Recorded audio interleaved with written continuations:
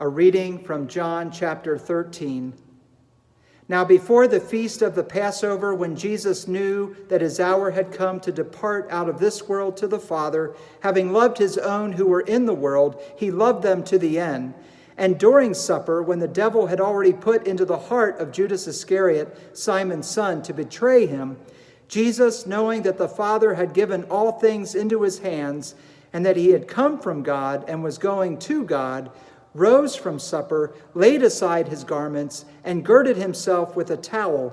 Then he poured water into a basin and began to wash the disciples' feet and to wipe them with the towel with which he was girded. He came to Simon Peter, and Peter said to him, "Lord, do you wash my feet?" Jesus answered him, "What I am doing you do not know now, but afterward you will understand."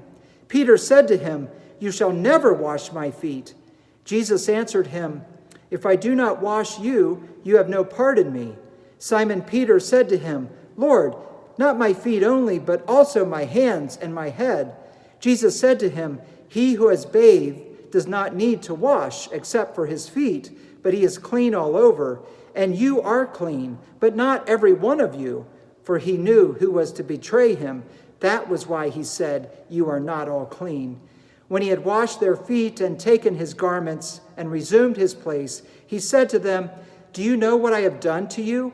You call me teacher and Lord, and you are right, for so I am. If I then, your Lord and teacher, have washed your feet, you also ought to wash one another's feet. For I have given you an example that you should also do as I have done to you. Truly, truly, I say to you, a servant is not greater than his master, nor is he who is sent greater than he who sent him. If you know these things, blessed are you if you do them." Jesus said, "Now is the Son of Man glorified, and in him God is glorified. If God is glorified in him, God will also glorify him in himself and glorify him at once. Little children, yet a little while I am with you. You will seek me, and as I said to the Jews, so now I say to you, where I am going, you cannot come. A new commandment I give to you, that you love one another, even as I have loved you, that you also love one another. By this all men will know that you are my disciples, if you have love for one another." This is the word of God for the people of God. Thanks be to God.